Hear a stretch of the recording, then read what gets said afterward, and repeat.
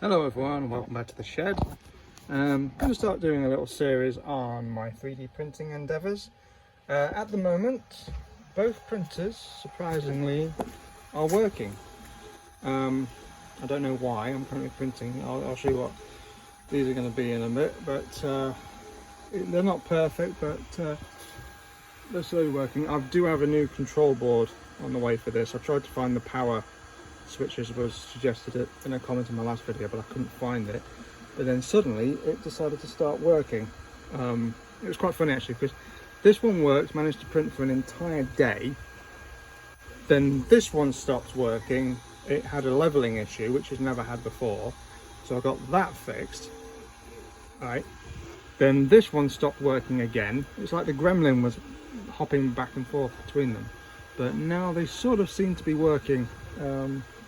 Touch wood. I did actually manage to find the Rolos.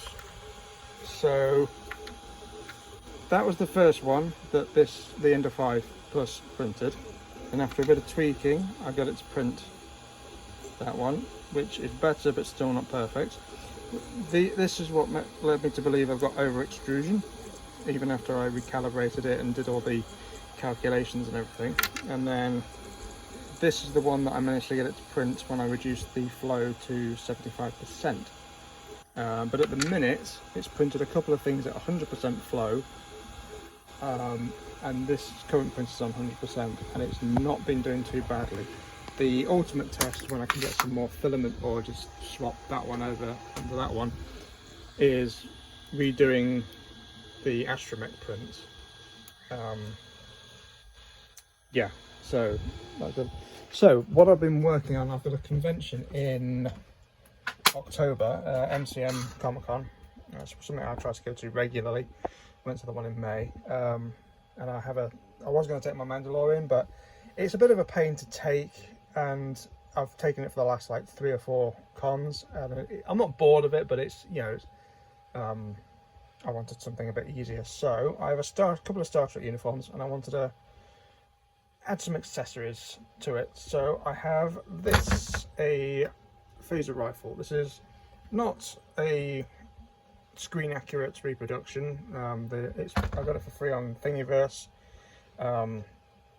It's based on, meant to look like the one from First Contact, and it is a really nice model. It does the job. It looks like a phaser rifle. Bit of a pain to print. This is when I started to have my issues. The hardest bit to print actually was these side panels.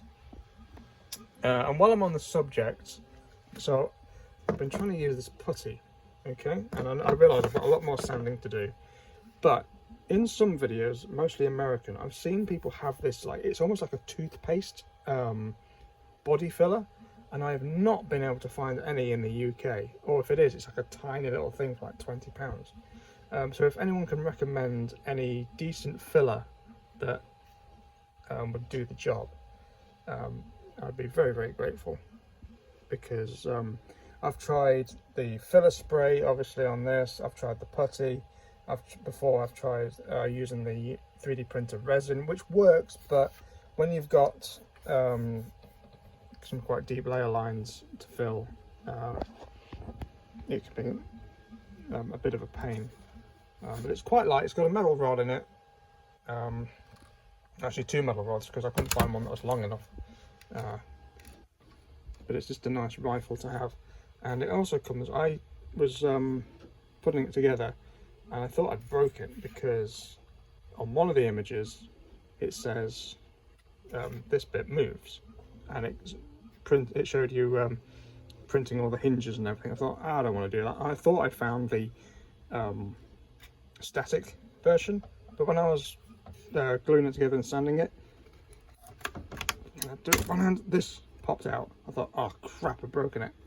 But no, this is my very first print in place piece, and it was just a nice little surprise, because I've never printed I'm not sure if you've seen them, the dragons that people print all in one bit, and they're ball jointed and everything. I've never printed stuff like that, because I didn't think my printers can handle it, but it could. And it's a really nice detail. Yeah,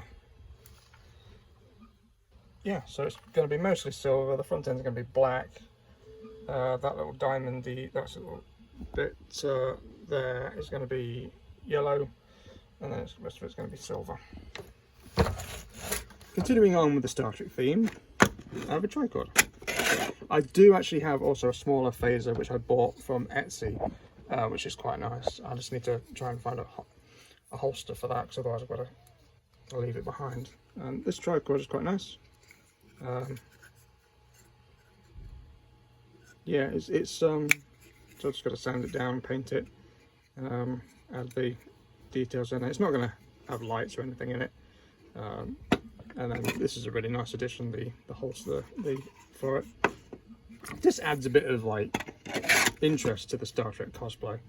Because if I come on, I mean, I'm hoping there's going to be a couple of Daleks there, because I'll be able to, you know, whip out the tricord and start scanning and do a bit of interaction.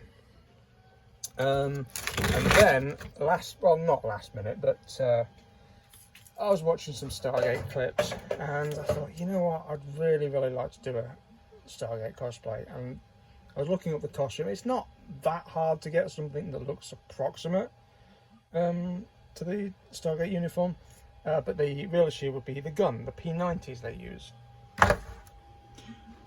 Found an airsoft one on Thingiverse. This is a really rough print, but it's going to be printed down. So the Ender 3 is currently printing the top part, and the 5 is printing the magazine, and then all I've got to do is print the barrel. And this is a really nice. It feels right to hold. Hopefully I'll be able to get that finished and then find the rest of the uniform. I'm not sure if I'm going to do an SG team or an Atlantis. I do prefer Atlantis as a series, but I don't know. Oh, I've got this bit as well that goes, it's the laser side.